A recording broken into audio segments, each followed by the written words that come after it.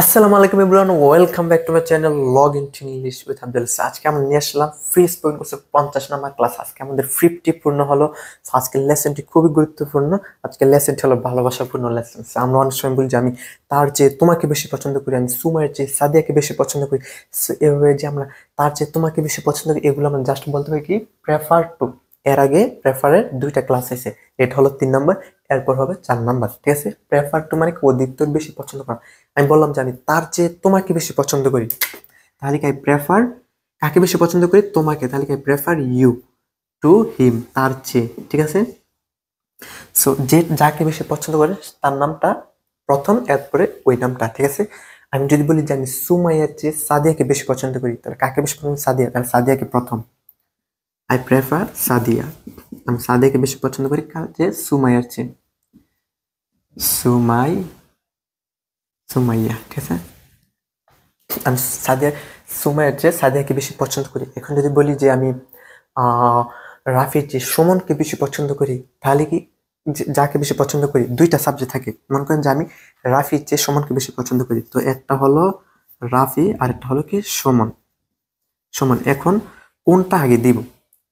যাকে বেশি পছন্দ করি তাকে আগে দিতে হবে। আমি বললাম যে আমি রাফির চেয়ে সুমনকে বেশি পছন্দ করি, তাহলে কি এই সুমনটা হবে এখানে Suman. I prefer Suman to Rafi. ঠিক আছে, এবার বুঝছেন কোনটা আগে হবে আর কোনটা পরে হবে। আর এই যে টু প্রিপোজিশনের পর সব সময় অবজেক্টিভ ফর্ম হবে।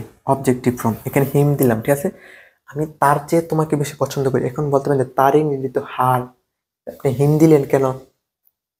এখানে জেনে নিন অবজেক্টিভ ফর্মগুলো কি। অবজেক্টিভ ফর্মগুলো আমরা যে পড়ছিলাম যে I, me, my, he, him, his, তারপর হলো উই, আস, আওয়ার। এভাবে যতগুলো আছে এটা হলো সাবজেক্টিভ ফর্ম, এটা হলো অবজেক্টিভ ফর্ম, এটা হলো পসেসিভ ফর্ম।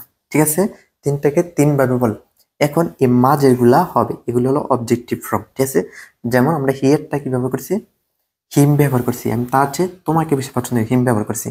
ঠিক আছে, তো এগুলা হবে। ঠিক আছে, এগুলা। আর এখানে একটা সূত্র বলে দিই, কোনটা হবে অনেকে বুঝে না। যেটা শেষে ক থাকবে, মি কি? মি অর্থ হইল আমাকে, আমাকে। হিম কি? তাকে। আজ কি? আমাদেরকে। আমাদেরকে সূত্রটা জেনে নিন, অনেক মজা। আমাদেরকে। এই তিনটা শেষে কি? ক। তিনটা শেষে কি? ক। আর কিন্তু এই যে এগুলা, এটা আই অর্থ আমি, হি অর্থ সে, উই অর্থ আমরা, মাই অর্থ আমার, হিজ অর্থ তার, আওয়ার অর্থ আমাদের। এগুলো কোনটা শেষে ক থাকবে না, একমাত্র এই মাঝেগুলো শেষে ক থাকবে।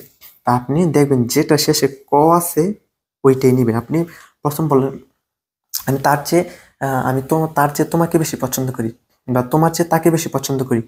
সো এখানে দেখবেন যে এই তিনটার মধ্যে কোনটা হবে?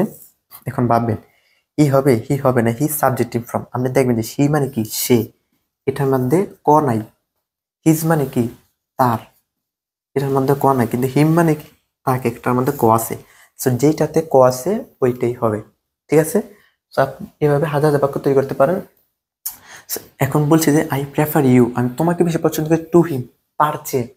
আই প্রেফার সাদিয়া, আমি সাদিয়াকে বেশি পছন্দ করি, টু সুমাইয়া, সুমাইয়ার চেয়ে। এখন যদি বলি যে সে সুমাইয়ার চেয়ে সাদিয়াকে বেশি পছন্দ, তাহলে কি সে ইংরেজি কি? হি। ঠিক আছে, হি দিবেন। যদি বলি তারা, তাহলে কি দিবেন? দে। ঠিক আছে, এভাবে বিভিন্ন ট্রাই করবেন। যদি বলি তুমি, তাহলে কি? ইউ। ঠিক আছে, এবার আপনি প্র্যাকটিস করবেন সাবজেক্টগুলো চেঞ্জ করে, ইভেন এই যে এগুলো চেঞ্জ করে, প্রনাউনগুলো চেঞ্জ করে। ঠিক আছে, অবজেক্ট আর প্রনাউন। সো লেসনটা কেমন লাগলো অবশ্যই জানাবেন। আর 50 ক্লাস উপলক্ষে সবাই কিছু না কিছু কমেন্টে বলে যাবেন, একটা করে উদাহরণ দিবেন। ক্লাসটি কেমন লাগলো অবশ্যই জানাবেন। সো দেখা হবে পরবর্তী ক্লাসে। ওকে, আল্লাহ হাফেজ, আসসালামু আলাইকুম।